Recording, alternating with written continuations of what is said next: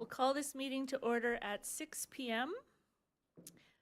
I want to acknowledge that we are in Treaty 1 territory and that the land on which we are meeting is the traditional lands of the Anishinaabe, Cree, Ojibwe, Oji-Cree, Dakota, and Dene peoples, and the homeland of the Métis Nation. As a council and a municipality, we will continue to work on moving forward in partnership with Indigenous communities in the spirit of reconciliation and collaboration. I'll ask for a motion for the adoption of the minutes. Resolved that the minutes of the regular meeting of council held at City Hall on April 11th, 2023 be adopted as circulated. Moved by Councillor Espy, seconded by Councillor Nichols. All those in favor? And that's carried. We have no delegations this evening. We'll move into our first public hearing of our 2023 financial plan and first reading of the tax levy bylaw 23-8754. Finance, Legislative and Property Committee, Councillor Massey. Thank you, Your Worship, and members of council, and of course our citizens in Portage la Prairie. Before I give the plan, financial plan, I want to also thank a few people for this, I believe, great document that we're going to present on our financial plan. First of all, I want to thank our mayor for her leadership on the financial side and on the budget, and to my colleagues on council. We had good discussions on the budget. I think you'll see from the results here that we've really got, I think, a very positive message here on our financial plan. And to our staff, they've been great. I worked with City Manager Nathan Pito and our Acting Director of Corporate Services, Jen Sadney, and all the staff who put input into this document. And as you can see from the numbers, there's a lot of work that goes into our financial plan. So kudos to all of them. We'll start off with our taxes at a glance for, under the current, for the upcoming year. As you know, we tabled a budget saying we were going to have a 1.96% property tax increase. There are a few changes from the province. This is their education property tax credit program. It's going to be reduced from $437.50 to $350. And there's going to be changes to the education tax rebate on residential and farm properties. And that'll see an increase of 37.5% to 50%. So the impact is going to be about an $87.50 increase in net taxes because of the change to the education property tax credit system.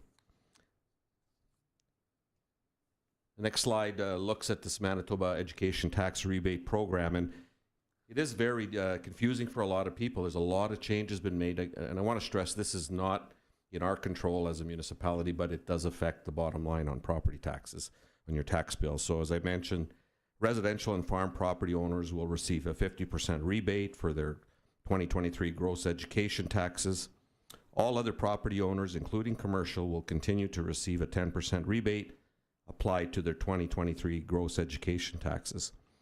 And as I mentioned, those that receive the education tax credit will see last year's $437.50 reduced to $350, resulting in an increase in their total 2023 taxes due. So all of those things are provincial initiatives, but they do apply, of course, to municipalities' property tax statements.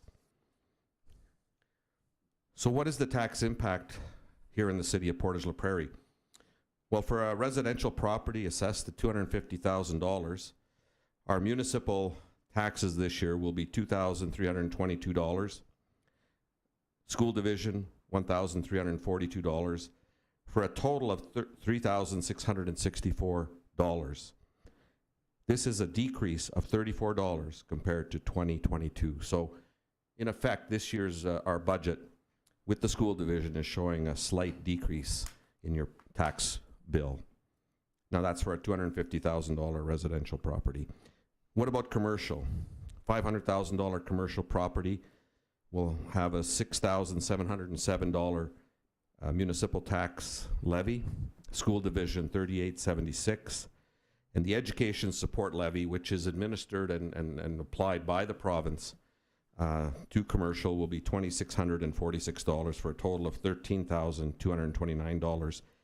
This is also a decrease of $287 compared to 2022.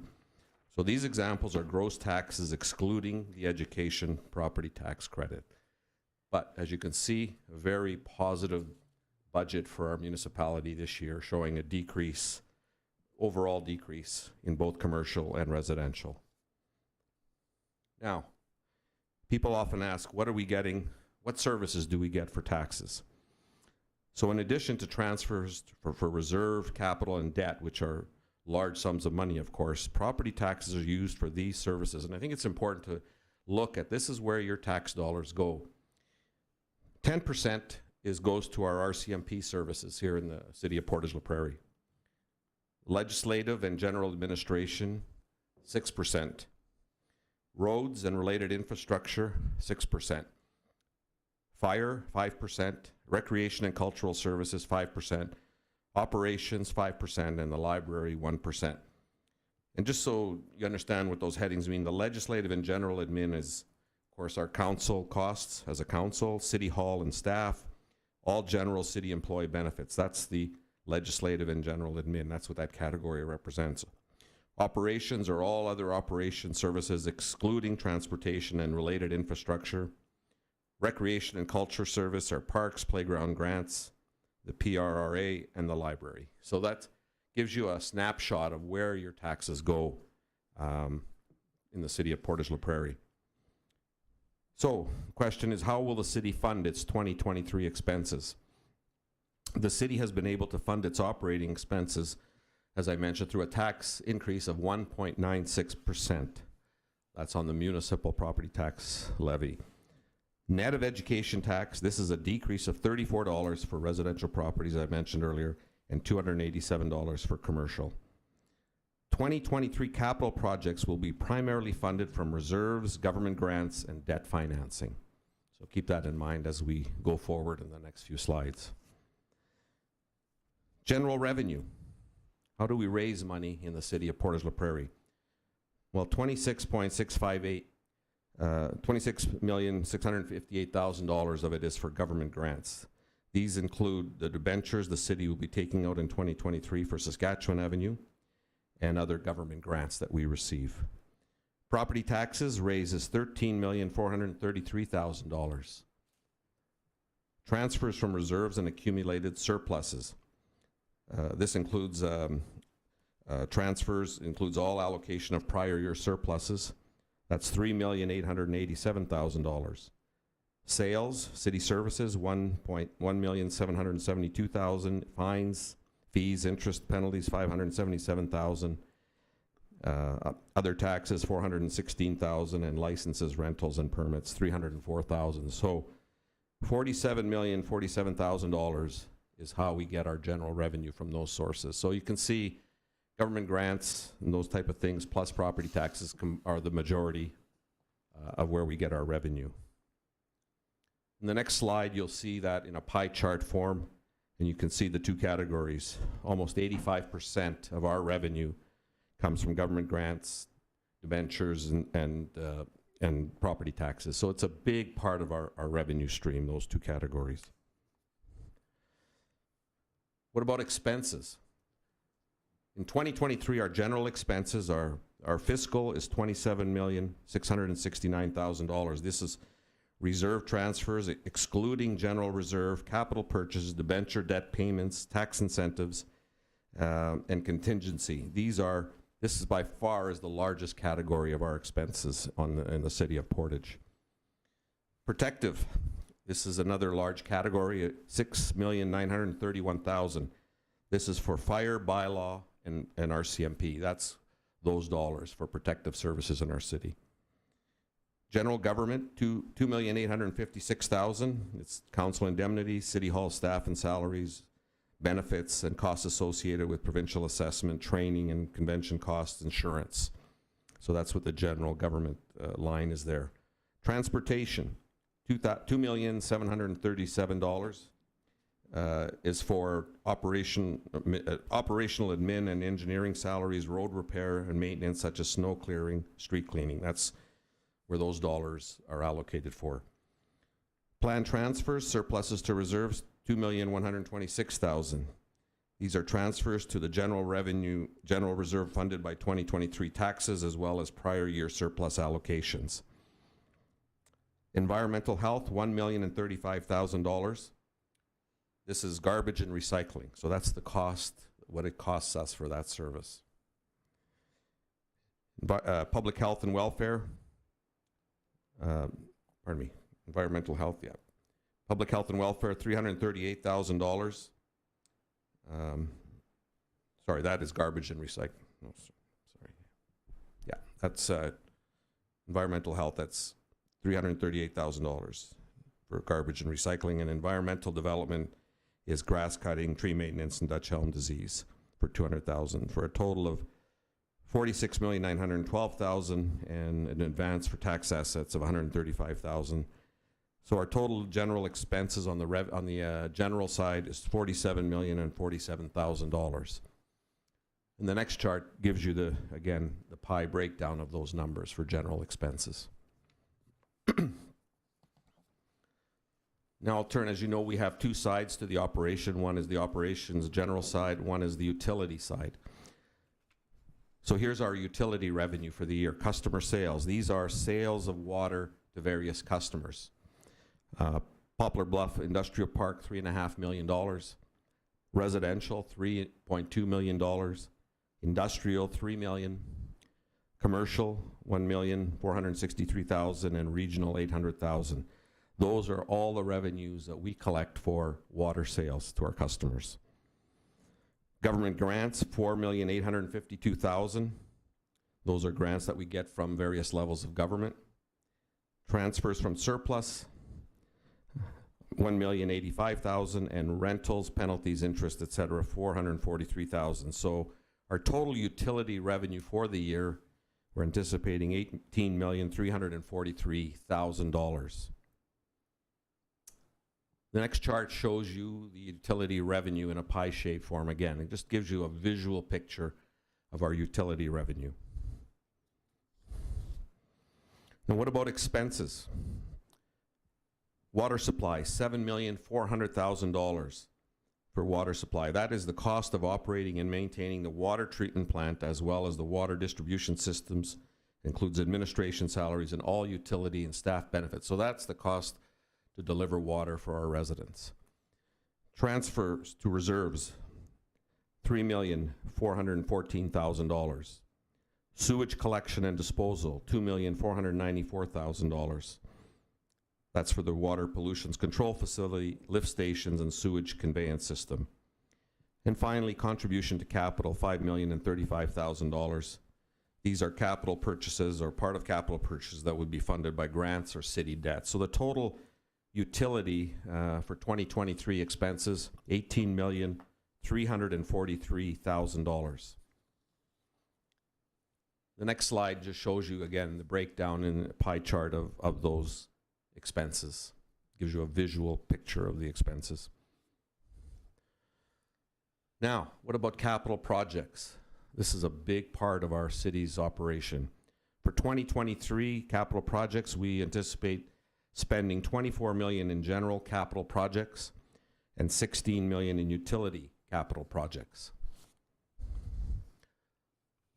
Capital projects, the general fund. So what are we spending there? Well, the largest by far, of course, is the Saskatchewan Avenue Phase 2 general infrastructure and design, $22,797,000 for that project.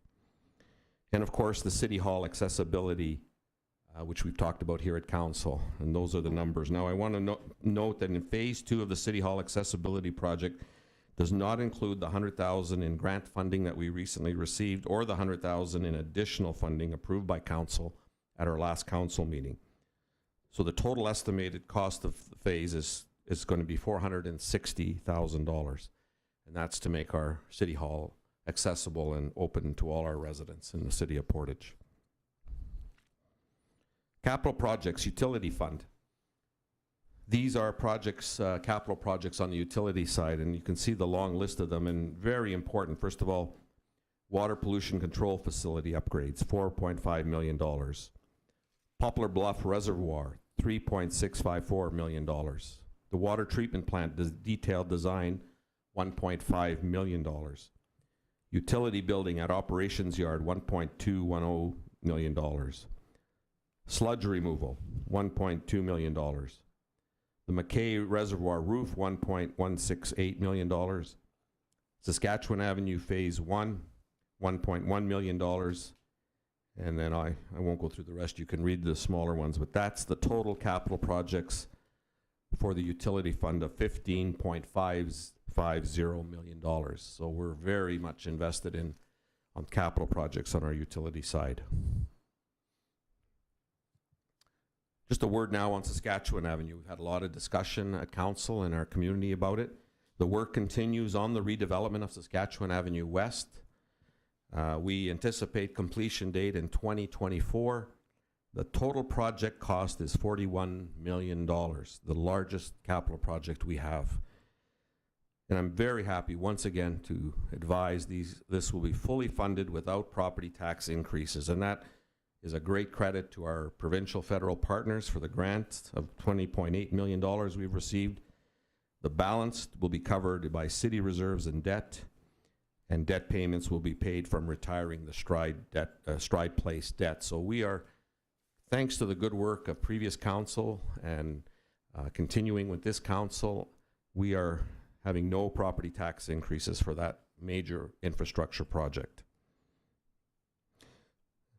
The project, as I say, this year the utility work and land drainage systems along the avenue will be done, and we expect the majority of sidewalks, parking spaces, medians, boulevards, and bike paths will be constructed as well. So that's a snapshot of Saskatchewan Avenue, and it's a project we'll be very proud of once it's completed. The utility upgrading, the water pollution control facility upgrades, a major project. These dollars are for increased capacity for future growth and industrial expansion. The McKay Reservoir roof replacement. This is the reservoir that holds the facility that holds much of our city's utility customers' water supply. Very important that we will be doing the roof replacement this year on that. And the Poplar Bluff Reservoir. The city will be providing $3.7 million in funding to the RM of Portage la Prairie for their Poplar Bluff Reservoir. This is the reservoir benefits the city through our sale of water to the industrial park tenants, the RM customers west of the city, and the Yellowhead Water Co-op. Community grants. Our city council really believes in assisting nonprofits and the great work they do in our city. And this city council a few months ago approved $2.34 million in community grants and related party funding for 2023. The list is on the city's website, and as I mentioned, this funding was announced in January of 2023, and we hope and we believe that those grants assist a lot of our groups that do such great work in our community. I want to speak now about our employees. Our employee group is the core strength of our city. Without their dedication, a lot of our programs and services would not happen, and as a new councillor, I have worked with them, and I know a lot of the other new councillors have, and the incumbent councillors, and I believe we have one of the strongest staff that do a lot of good work for our city, and I give them a lot of credit. So how many staff do we have that do all the work that we're talking about? City of Portage la Prairie has 143 full and part-time employees. Our annual payroll is $8.2 million. And you may recall, and we've really held the line on staff increases over the years, and you've seen over the years we've been very responsible. But this year, council approved 2 additional positions in the 2023 budget for staff. And these are boots on the ground, people in the water, the transportation and waterworks operator who will improve the services on snow delivery, water line breaks. We just feel we needed to have 2 additional employees to make our services even better for our citizens of Portage la Prairie. We're growing, our infrastructure is growing, and we feel this will be an added service, improved service for our residents. Now, people ask, what is a mill rate? And this takes a bit of thinking, and you have to sort of walk through this. Mill is 1,000th part. The mill rate represents the rate of expenditure per 1,000 of portioned assessment. Very important, it's on portioned assessment. So for 2023, the mill rate for the city of Portage la Prairie for our property taxes will be 20.637. The education tax, that's the local levy, will be 11.926. And the education tax, the provincial support levy, this is the one the province puts on commercial, is 8.140. So if you look at the chart for 2023, when you add those numbers up, our total residential mill rate will be 32.563, down from the previous year of 32.875. Hence the same with commercial. When you just add the provincial levy that they pay, their mill rate this year will be 40.703 compared to last year of 41.588. Pardon me, 40.703, and last year was 41.588, another decrease. So both our city, our overall mill rate that the people of Portage will be going down from last year's mill rate. Now, a lot of people ask, and I know I've been asked, how do we compare in terms of mill rates over a period of time in the city? And you can see the historical, 20-year historical mill rates. And it starting in around, it looks like around 2003, 2004 to today.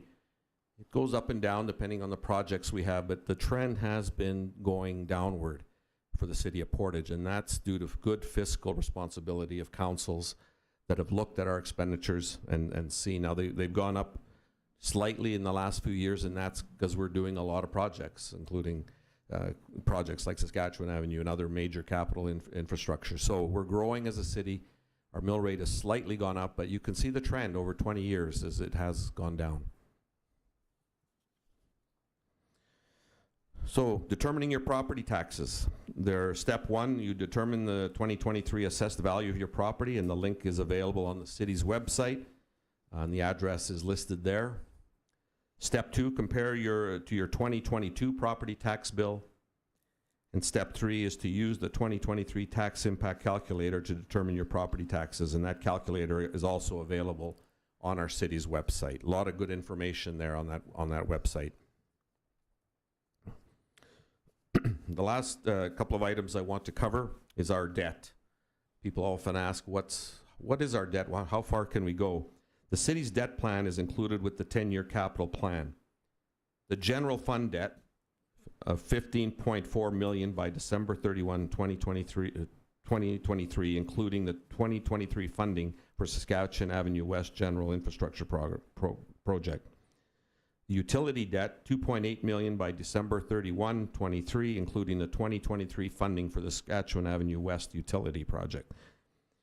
So those are some of the debts, and when we deal with first bylaw, I'll give a little more detail of what our debt limits are for both what we can absorb as debt, but also our debt payments. Those are set under legislation by the province, and we're well within those debt limits. I want to stress that we're in very good financial shape. So the next steps: approval of the financial plan and tax levy bylaw. We will be doing first reading tonight. This is our public hearing as well. The financial plan will be submitted to the province following third reading of the bylaw, which will be, I believe, May 8th. That we will consider the second and third readings. Tax statements are received from the province at the end of May, and your statements are mailed out to property owners in early June, and taxes are due July 31, 2023. And again, the next last slide is there's a recap of resources available to you regarding the financial plan. A lot of good information. The last thing I'll say, Your Worship and Council, is this financial plan is really good for the city of Portage. It has a strong investment in our infrastructure, improvement of services to our residents. It builds on our safer communities. A safer community, we have money in there for working towards a safer community that all of us want. It fosters strong economic growth for the region. And it, most importantly, I think, it reflects our citizens' ability to pay. When inflation is running at some of the rates of 6, 7, 8%, we are showing an overall decrease in our mill rate. That's a great accomplishment for the City Council. And I again want to thank our mayor and our City Council showing leadership on this financial plan. I believe it's a good plan for our city, and certainly look forward to any discussion and feedback we get from our citizens. Thank you, Your Worship. Thank you, Councillor Massey. I'll just open the public hearing, and I will ask if anyone is present to speak in favor of this application. I'll ask one more time, is anyone here to speak in favor? Do we have any letters in favor to be read out? Thank you. I'll ask if anyone is here to speak against this application. One more time, anyone here to speak against? Any letters to be read out? No letters, no. Thank you. Great. Then I'll ask for a motion to close the public hearing. Councillor Massey?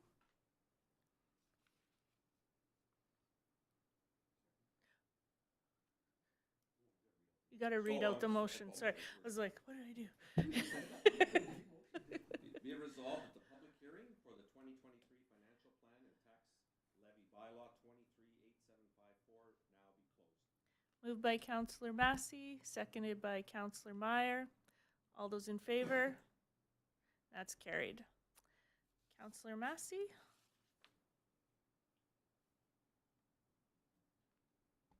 Thank you, Your Worship. We now consider the first bylaw, the reading of the first bylaw, reading one. The City Council, as you know, we approved the 2023 budget for the City of Portage on January 23rd.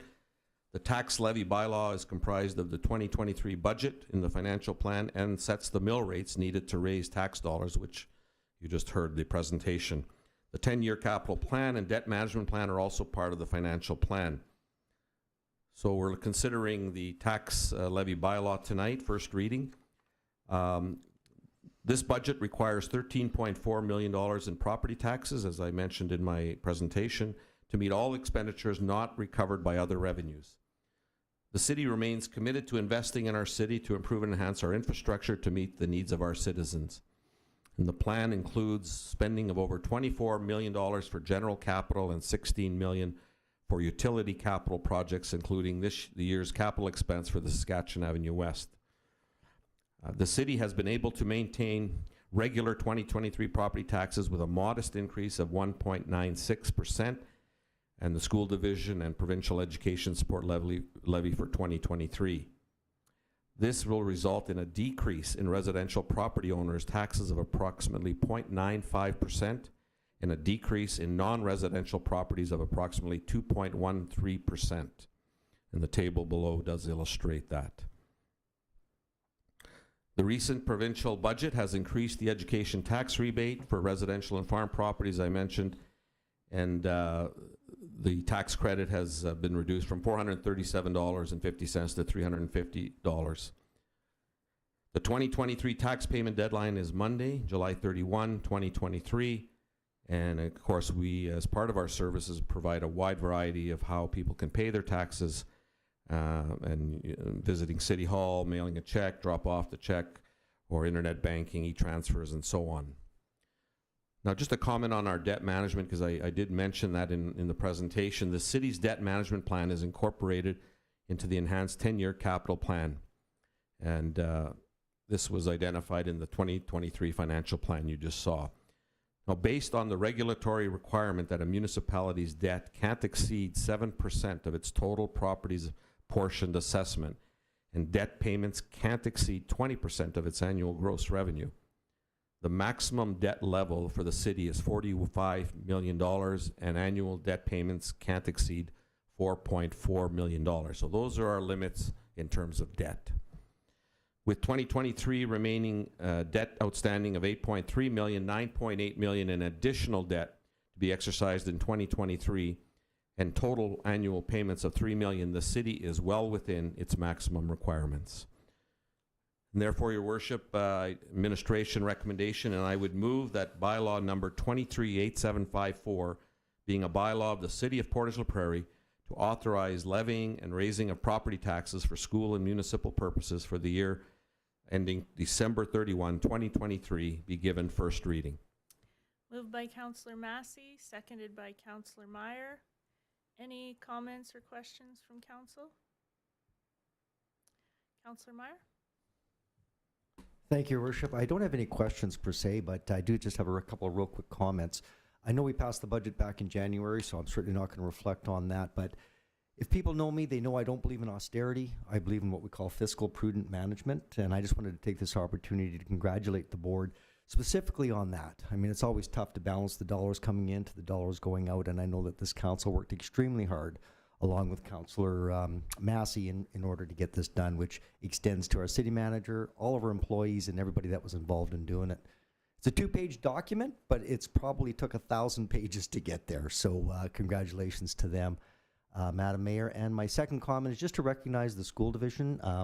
They are our partner. They are their own autonomous tax authority, and obviously to see what they've done on a fiscal prudent management side as well, because together those numbers combined help brought our mill rate down. So those are the only 2 points I wanted to make, Your Worship.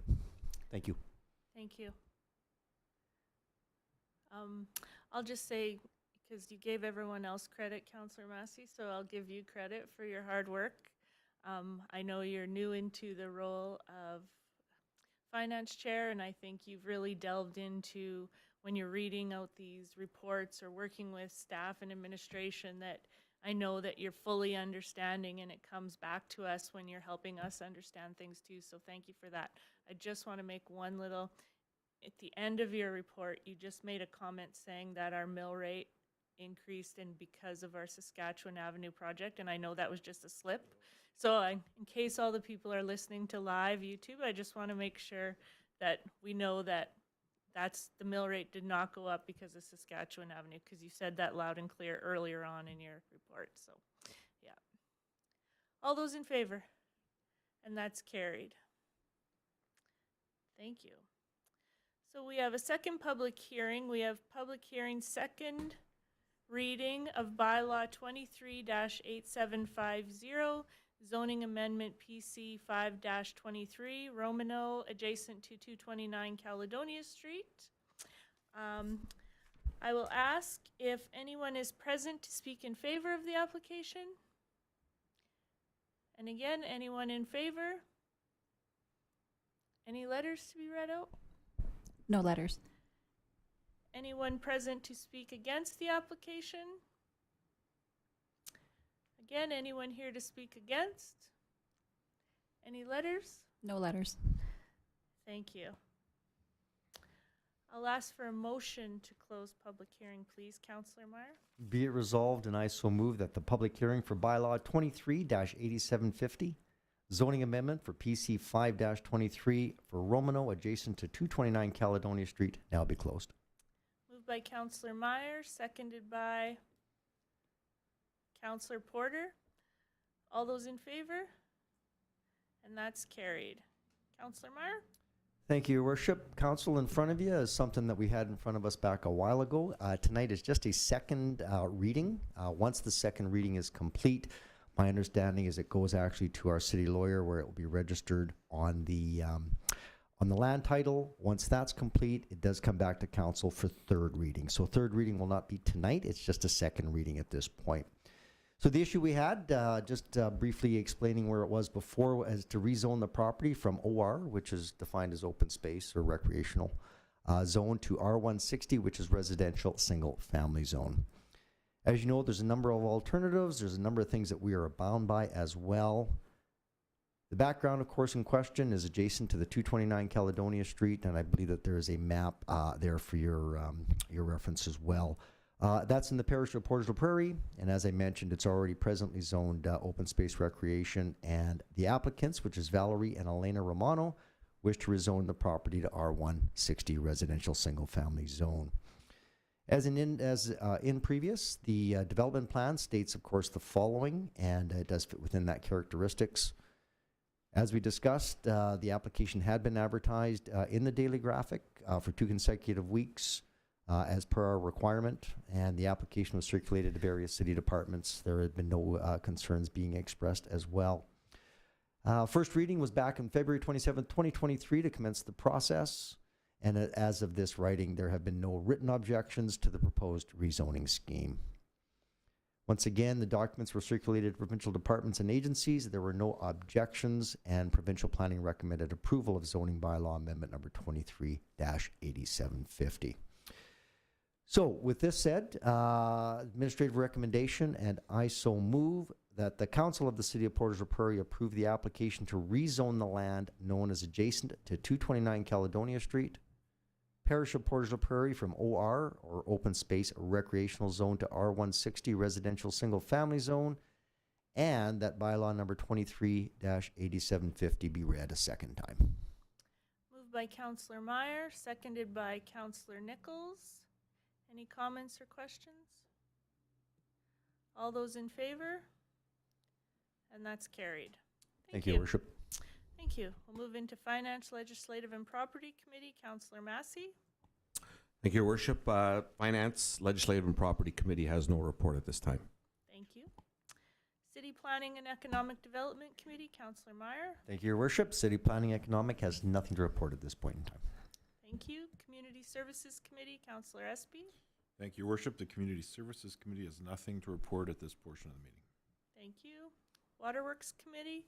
Councillor Nichols. Thank you, Your Worship. The Waterworks Committee has nothing to report. We do have further down new business, something. Thank you. Transportation Committee. Councillor Porter. Thank you, Your Worship. Transportation Committee has nothing to report. And Public Safety Committee. Councillor Massey.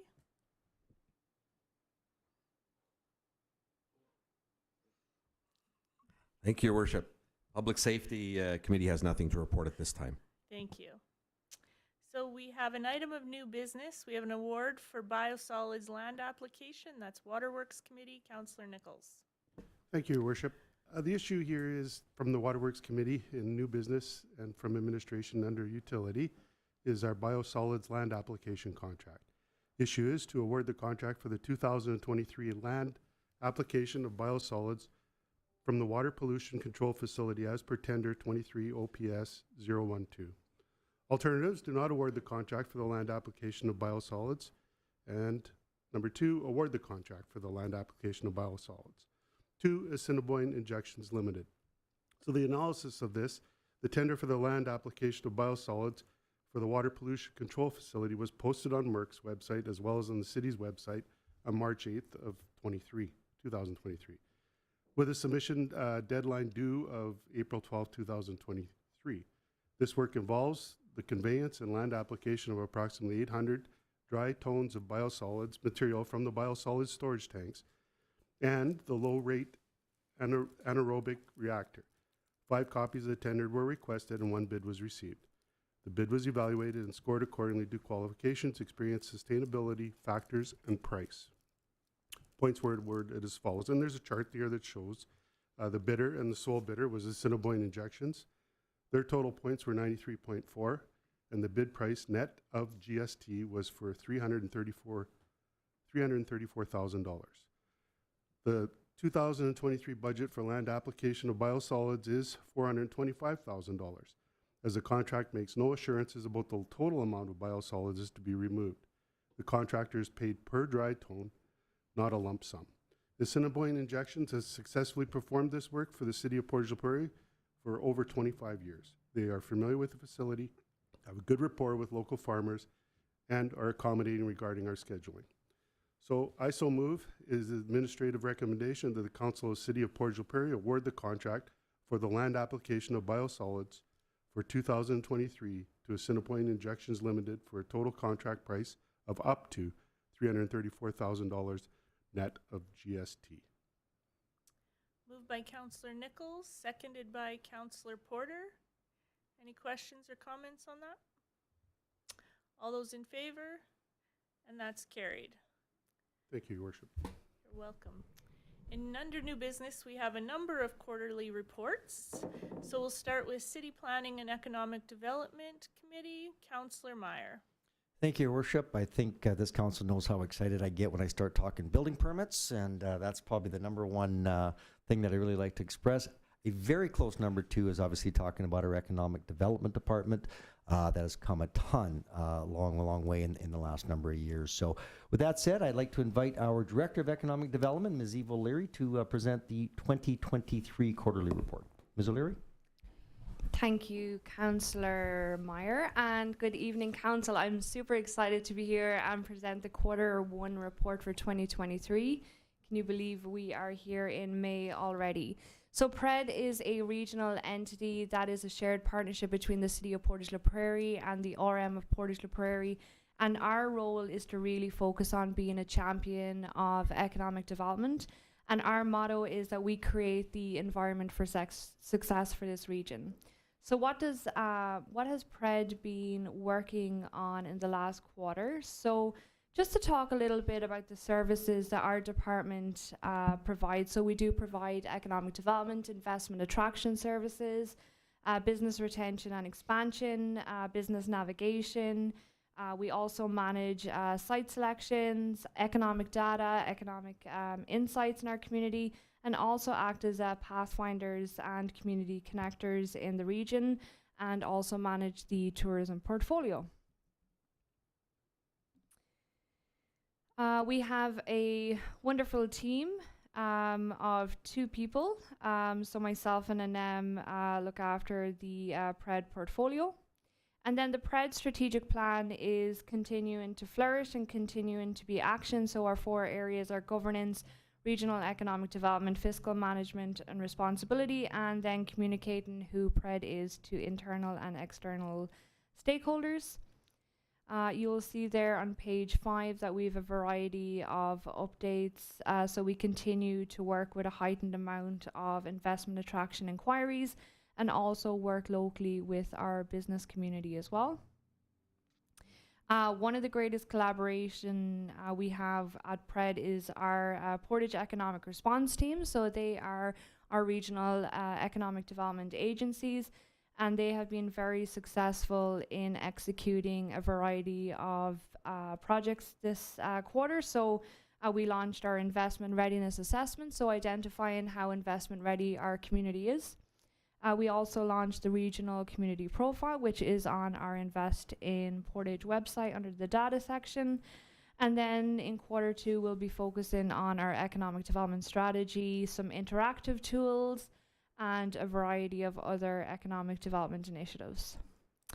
On page 7, you will see the Portage Regional Tourism Committee is growing. So we have some additional members there on our committee since Q4 of 2022. So we're very excited about a variety of projects. So stay tuned to the Island on the Prairies for more information there.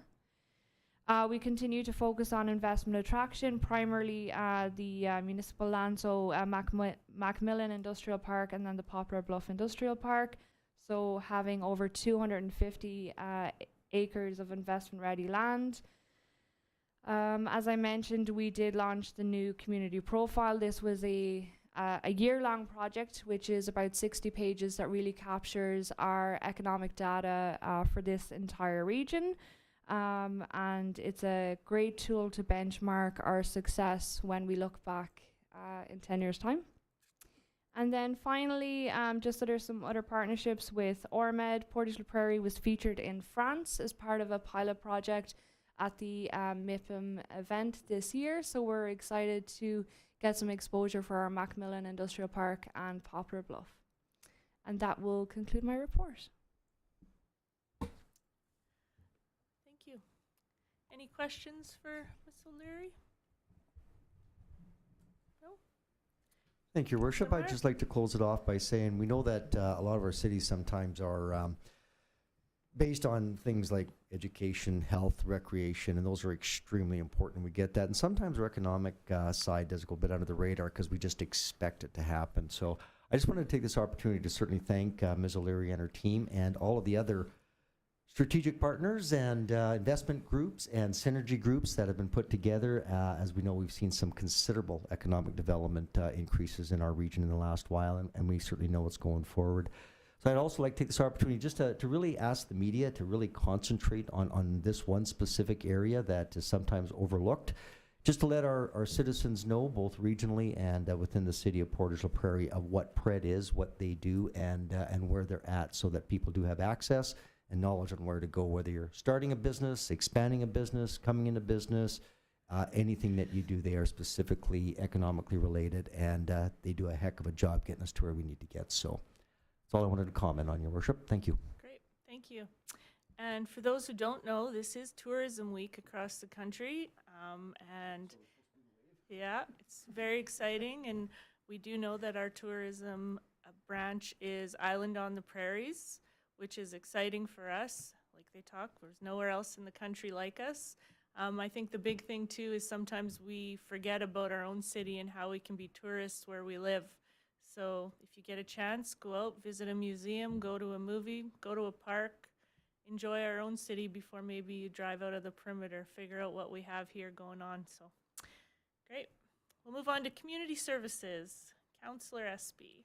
Thank you, Your Worship. I have a number of reports tonight. The first one up is the Youth Councillor First Quarter Report, and in the absence of Councillor McCullough, I will attempt to capture her report here.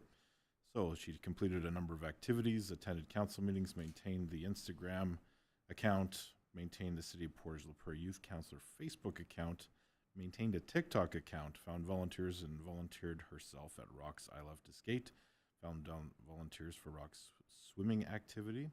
Activities begun this quarter, began planning a 5K family walk for the community. Met with the youth advisory group at Portage Collegiate Institute and plan to continue meeting with them, plan to be involved with the Touch a Truck and Bike Week events.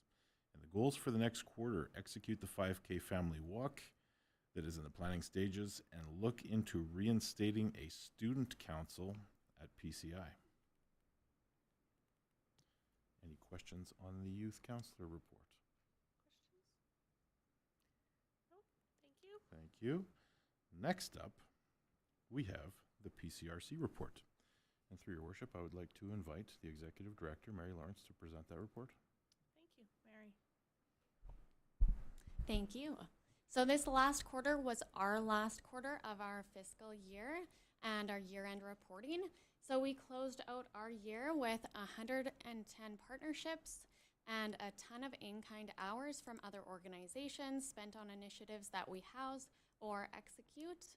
So the Portage Local Immigration Partnership Program has been liaising with the Manitoba Cricket Association because they would like to start a club in Portage. They've also been working on reconciliation efforts and have a number of working groups that they're involved with. The Communities Building Youth Futures program, in partnership with Wowokia, held a youth mental health summit in January, which saw 65 youth attend and spent the day learning about mental health and how they can support their own mental health and initiatives in the community.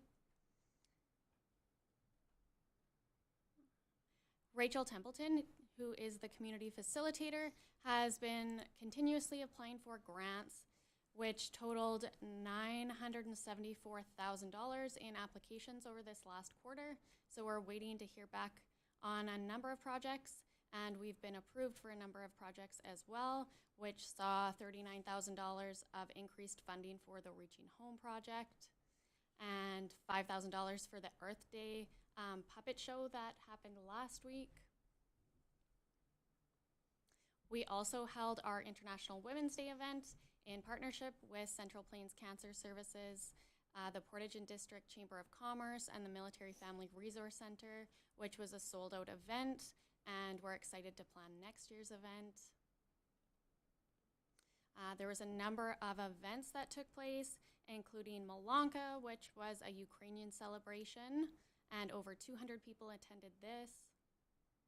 Winterfest, which was hosted by the Winterfest Committee of the Portage Learning and Literacy Center, Family Resource Center, Youth for Christ, and the Portage Regional Library, saw a total of 1,400 people attend their week's worth of events.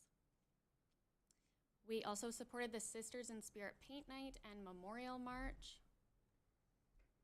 There were 2 gardening workshops held by Lorna Knight, our community engagement coordinator, which saw over 80 people come out for those. There was also a free swim and a free bowling night at Southport, which saw over 90 people registered. There was a spring equinox feast, which celebrated the equinox and saw over 180 people come out to celebrate. and enjoy a free meal. Wowokia has been busy assisting clients, and over the last fiscal year, they've had 38 referrals.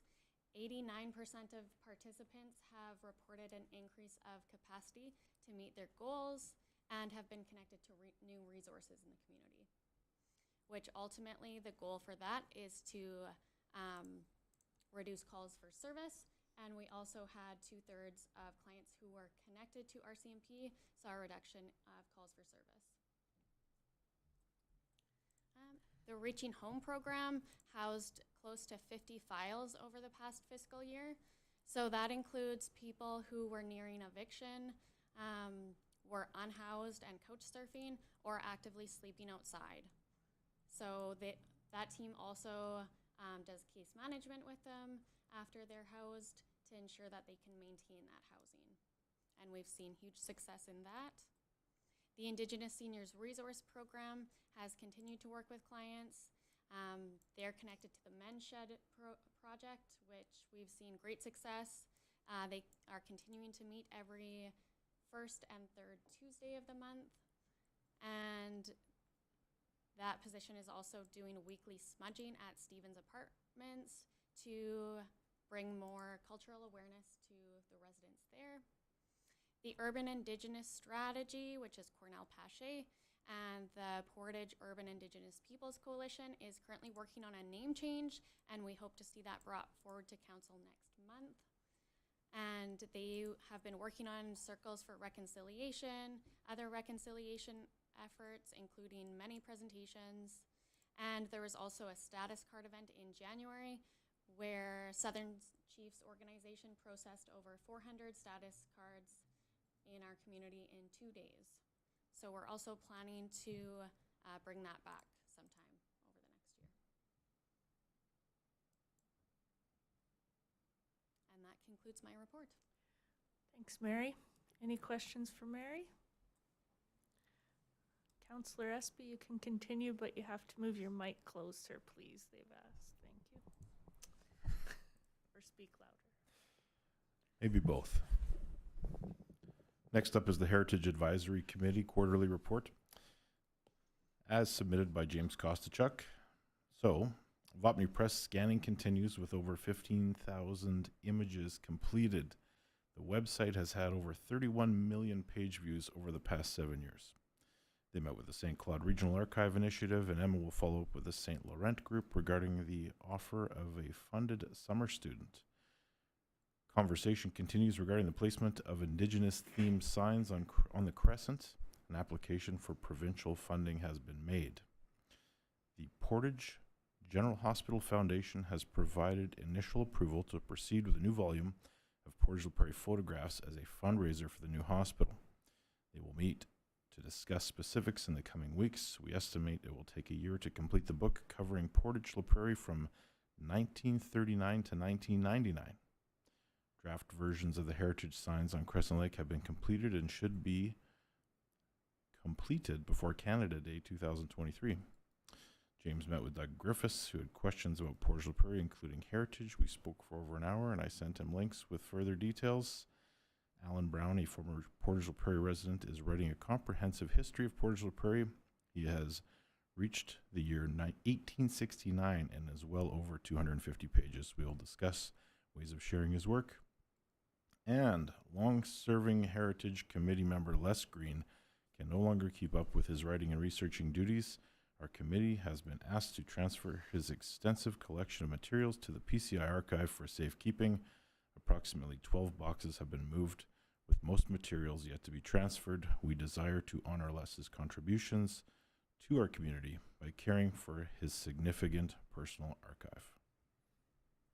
And that is the Heritage Advisory Committee report. Thank you.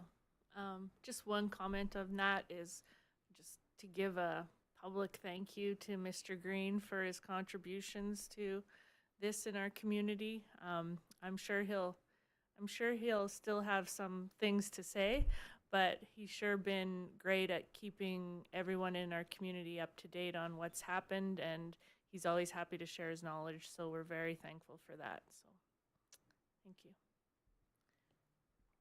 Next up is Public Art Committee. Activities completed this quarter. Kevin McKenzie has agreed to provide a rendering for his installation idea to be located in Simplot Park by May 31st. He has been given a budget. The committee spoke with Cornell Page, a consultant, regarding cultural sensitivity and approval, and Cornell felt that given Kevin's own Indigenous heritage, that he was the appropriate choice. Activities begun this quarter. Kevin has been given the budget, location, and concepts, and the goals for the next quarter are continue to move ahead in discussions with Kevin in the planning process and concepts of his piece to prepare a presentation to council.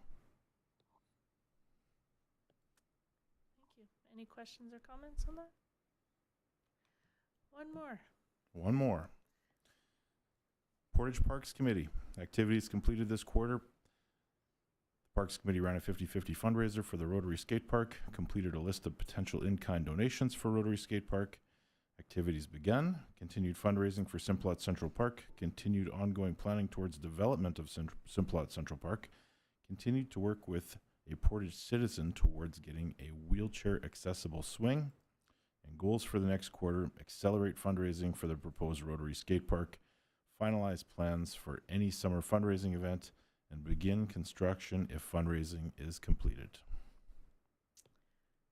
Thank you, Councillor Espy. And that concludes my report. Thank you. We'll move into Public Safety Committee quarterly reports. Councillor Massey. Thank you, Your Worship.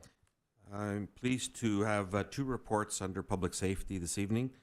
The first one is our bylaw company that does bylaws. I'm pleased to welcome Mr. Brad Sanderson to give Sirius's report on our bylaw work in the city of Portage. Brad?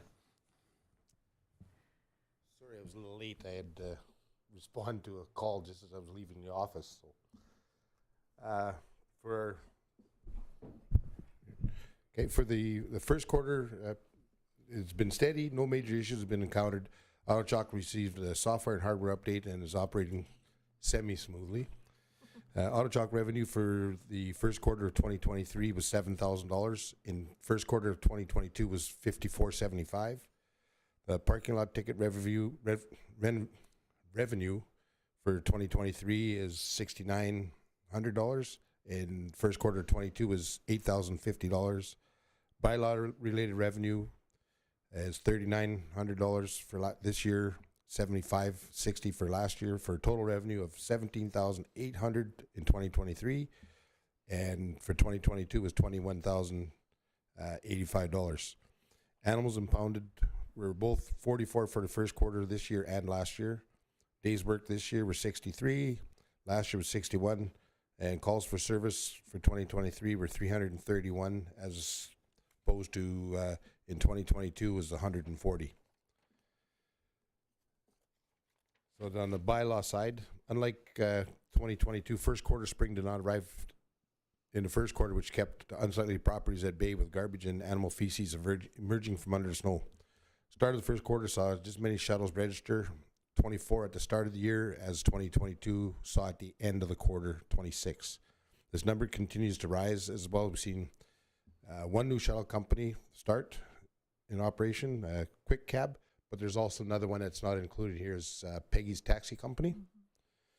Second quarter will see the start of our livery biz with the blitz with the assistance from the RCMP. So for our manually written tickets, January 23 parking related tickets were $1,950. February 23 was $1,850. March 23 was 31 for a total of 69. Pound fees for January were 300. For February were 500, and for March were 100 for a total of 900. And then animal control related tickets for January were 630, February 1,460, and March 910 for a total of 3,000.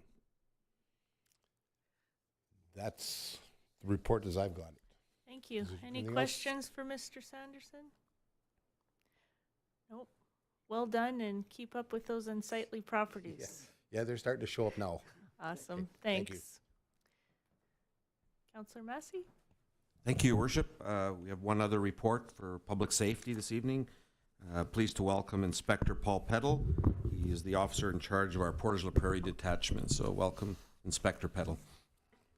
Good evening, everybody, and thanks for having me. And I really enjoy coming to these meetings because it gives me an opportunity to highlight some of the great work that our members are doing in the community.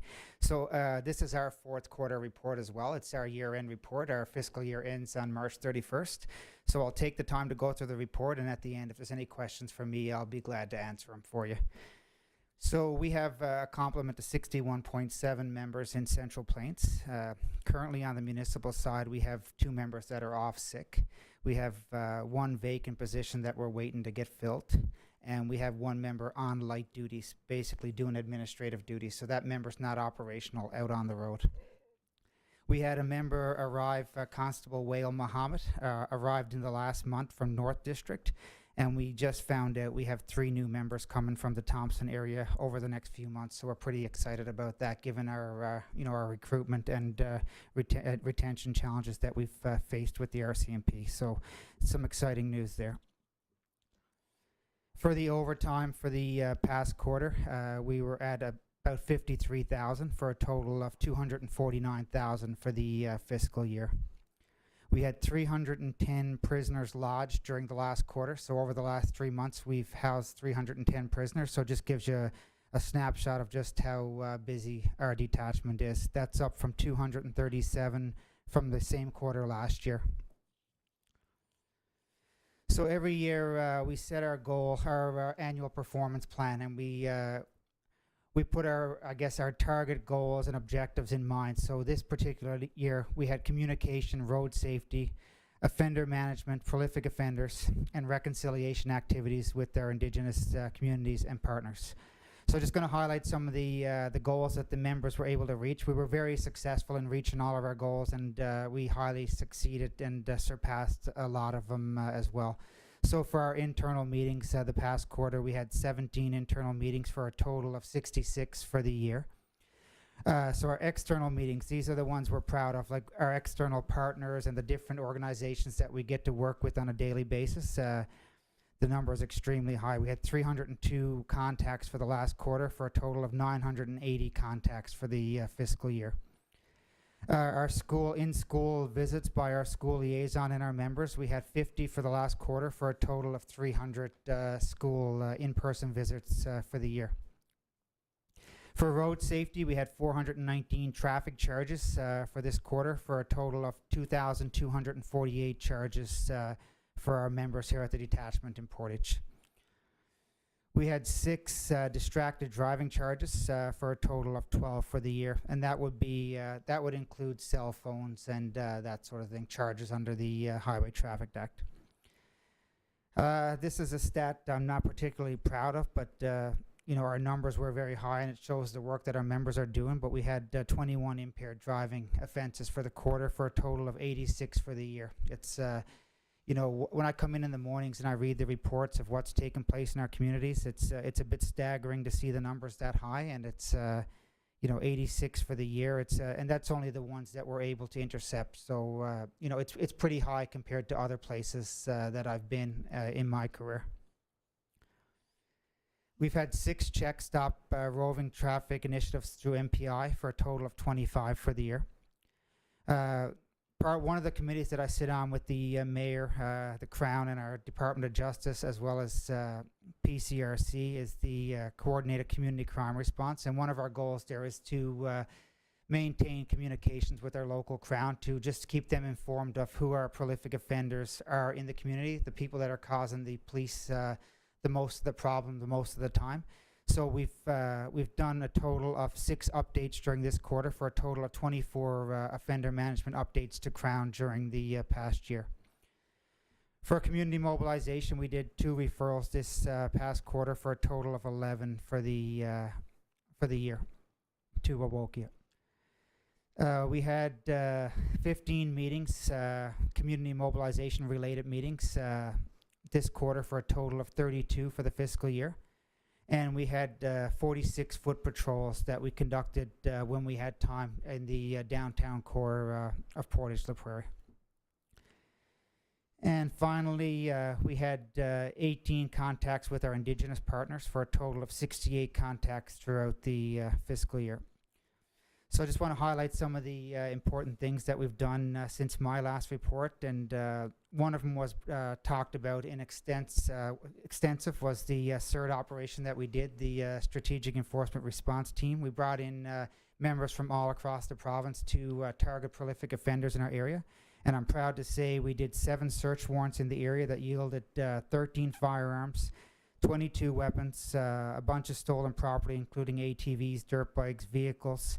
We were able to hit 4 out of our 5 top prolific offenders in the area, and we executed 13 warrants on people in the area. So I conducted a provincial press conference on that with our Minister of Justice out of our headquarters in Winnipeg, and we had some very positive feedback from that initiative. In addition to that, we've also conducted 9 more search warrants this past quarter in the city, where we've seized a lot of drugs and firearms from the community. So we're able to take that off the street, and it's something that we constantly work on. And we've been in excess of 50 search related warrants for the year. So our calls for service for the past year, we've taken 13,815 calls for service. We took 2,481 during the last quarter. So it just gives you a perspective of the volume of calls that our members take, and given the resource challenges that we sometimes face. As I explained before, a lot of organizations that if a member's off sick or they're going to be off for a long period of time, they get somebody to come in and replace that member. But unfortunately, when we lose a member to sickness or to maternity or paternity leave, we don't get that replacement, and the members that are left here have to pick up the slack for that work. So I got to give them a lot of credit for this. So just to highlight some of the positive things, some of the committees I sit on, I mentioned the 3CR committee, Coordinated Community Crime Response. I sit on the Systems Leadership Committee here in the city with Awokia. I sit on the Portage Local Immigration Partnership, and do a lot of work with our local COPP group. And we've done some great work with that group over the last month, and we were successful in getting a bunch of new recruits. I think they had 8 recruits since our campaign in the last few weeks, so we're very proud of that. We also participated in the Battle of Vimy Ridge commemoration last week. I did presentations and met with both chiefs of Dakota TP, Dakota Plains, and I presented them with some RCMP prints and some challenge coins from the RCMP as well. I attended a number of Southport pilot graduations with the mayor over the last couple of months. It's always rewarding to go down and see the local pilots graduate there. We had the Regional Crime Prevention Forum at Stride Place recently, and we had a lot of our partners attend, including Crime Stoppers, PCRC, RCMP Recruiting, the City of Portage, the RM of Portage, Bear Clan, COPP, as well as our suppliers and vendors in the community like Rona, Sirius, and DC Security. So that was, I did an interview with our local media today, Portage Online, about that event, and very thankful for the people that attended, including our councillors, our mayor, the RM, and the citizens that did come out. However, I'd be remiss if I didn't say I was a bit disappointed with the turnout and the number of people that attended. We often hear of people that want to bring up issues with our crime in the community, and I know at election time it was a big thing that was focused on. But when you see a small turnout like that, it's a bit disappointing to me. There was a lot of time and effort that was put into it by our community and by our volunteers, and we would have liked to seen more people come out. So just something I wanted to bring up there. Just it wasn't from lack of effort. Let's just say that. We took part in anti-racism and diversity days planning. I sit on that committee, and we have lots of good work coming up in that area as well. One of the proud things we took part in, our members and myself, during the last quarter was the RCMP Sports Day at PCI with our newcomers, and that was with our Portage Learning and Literacy Center. Just an amazing day. We had so many kids come out, and we played basketball and we played volleyball against them, and let's just say we were all sore the next day. So, but it was a great fun afternoon that we did on a Sunday afternoon for about 3 hours, and there was some great food brought in for us as well. So we're very grateful for that. I also sit on the Discovery Patch committee here at Red River College for the work that they're planning to do out front there. So I know they got some great plans in the work, and I think you'll see that area looking a lot nicer in very short time. lunch with the inspector. So this was a great event. The library held an auction where they had lunch with the inspector. So I got to spend a morning with a number of our local youth here in the community that won that bid on that prize. And we had a pizza day for the kids, and I got to spend a bit of time with them, and they got to put on the police uniform and take some pictures. So it was pretty cool to go back and take some time out of my day to go back to doing some of that fun stuff. So I really enjoyed that. I also took part in a cultural awareness day at a local Hutterite colony, and very eye-opening for me. Something I really enjoyed, and coming from Newfoundland, I get to see different cultures, and but that's a culture I haven't seen, and I was very welcomed, and something I definitely won't forget. I also participated in the Sisters in Spirit Walk for Hope with the mayor and a number of the councillors here, so that was a great event in our community. But and we have the Touch a Truck that's coming up next month as well that we'll be taking part in. And one of the things I want to mention while I got the chief of the fire department here sitting next to me, we have an upcoming hockey game here on Sunday night at 6 o'clock at the Stride Place. So I did do an interview with our local media this morning on that. And one of the questions they asked is, who do you think is going to come out on top? And I said, of course, I said, I'm going to say the RCMP. I said, but when you interview Brad, I know he's going to have a different story too. So it'll be a friendly rivalry. We're very grateful for everything that the fire department does for us and the working relationship that we have with them. So it'll be a fun night to get out on the ice, and hopefully nobody gets banged up there. I've seen some of those New York City police and fire hockey games. So Brad, hopefully it doesn't come to anything like that, buddy. So yeah, just some great work that's being done there, and we do have our APP that's going to be coming up this year. It's going to be our new APP, and I always put it out to council this time of year. If there's something specifically that you want incorporated into our plan this year, please let me know. Nathan or the mayor, you can reach out to me at any time. We'll have a long car drive coming up in the next couple of days, so we'll have lots of time to talk about that. But if there's anything specific you want addressed in that plan, let me know, and we'll make sure it's incorporated in there.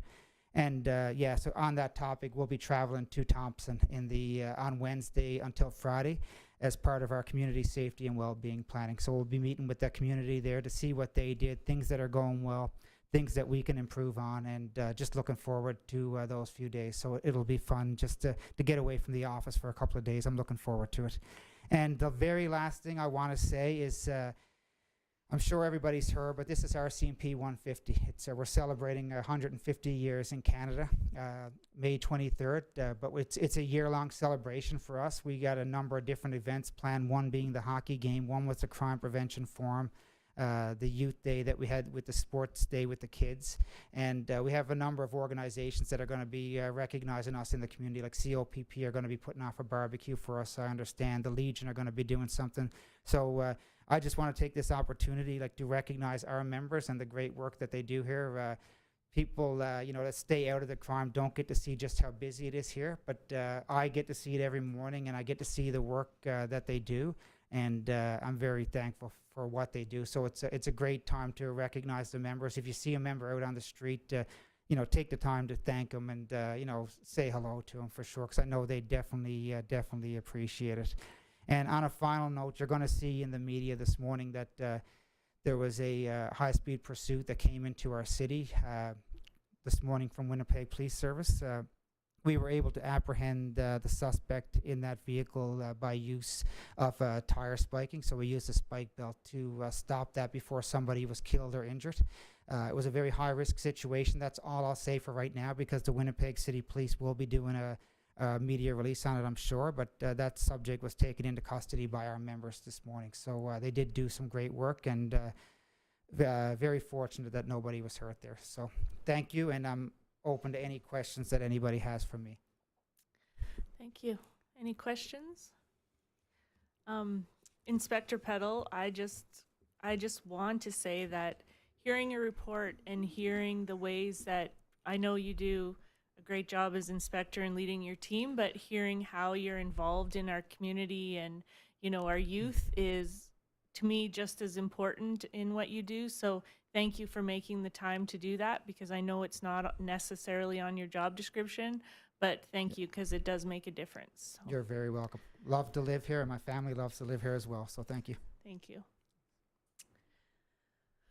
Okay, we have no old business, so we'll adjourn council at, I don't know what time it is. I could look at the clock, 7:15. Thank you. And we'll move right into committee, which is again open to public. We'll call committee to order at 7:15 p.m.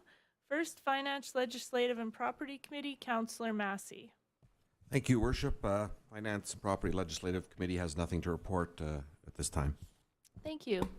City Planning and Economic Development Committee, Councillor Meyer. Thank you, Your Worship. The City Planning Economic Development Committee has nothing to report officially in committee, but I certainly would open it to my respected colleagues around the table that if they do sit on a committee that is related to either city planning or economic development and do wish to bring something to the floor, I certainly would encourage it at this point in time and give you the opportunity to speak. Nothing? Okay. Seeing none, that's the end of my Oh, report. perfect. Community Services Committee, Councillor Espy. Thank you, Your Worship. Having just presented all of those quarterly reports, the Community Services Committee has nothing to report. Excellent. Anyone else? Councillor Massey?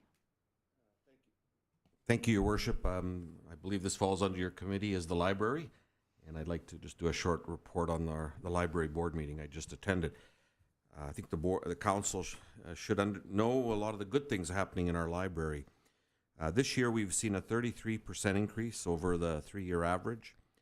Circulation has increased 7% and patron requests have increased 54% over last year. So our numbers are up at the library, which is great that people are taking advantage of our library, which is a great facility. In February, our board and administration met on our strategic plan.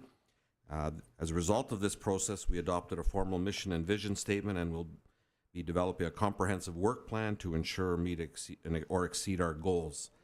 Very good strategic plan. I hope I can provide copies to our council once it's finalized by our board, but it was a very good interactive session. On fundraising, we've raised nearly $5,000 so far in fundraising and have been the recipient of about $65,000 in federal provincial grants, and this has allowed us additional shelves, establish small collections, and in frequently spoken language. And after the shelves arrive, we will be shifting the collection, moving the junior fiction to the front of the library. So a lot of reorganizing to make the library very friendly and accessible to all our citizens. In programs, in the first quarter of 2023, we saw a 48% increase in program attendees from last year. And Lego Club continues to be a popular program. And recently, more parents attend the program and stay to create with their children. And I think that's just great. The library shows movies on school PD days, providing families with a chance to do a fun, free activity together. And we were also the current meeting space for the increasingly popular Indigenous Elders group organized by PCRC. So lastly, we were one of the organizers of Winterfest, and this year the committee decided to expand it from one day to a week-long celebration. We had hundreds of participants at the events, including the kickoff on Sunday, February 12th, the cultural tea at the library on that Monday, and cheap or free family-oriented events throughout the week. So I just wanted to give our council, an update on our library. Things are really moving forward there. We're reaching out to the community. We have a great partnership with the RM on the library board. So with that, I entertain any questions, but very, very good things happening at the library. Thank you, Your Worship. Any questions for Councillor Massey? That's it? Perfect. We'll move into Waterworks Committee, Councillor Nichols. Thank you, Your Worship. I don't know if anyone has anything to say about our Waterworks Committee at this time, but I will add to the way the spring thaw has turned the river into a considerable challenge. And the arduous work that's been done by our water treatment plant has been phenomenal over the last little while. They've been dealing with ice, debris in the intakes, and it's been a real challenge. And throw in the odd power failure along the way. Hats off. It's it's a reasonable job when everything is running and tuning and the plant is running good. But when you add in to plugged up intakes and everything else that's going on out there, hats off. And I appreciate the work, the commitment, and overseeing those challenges. Thank you.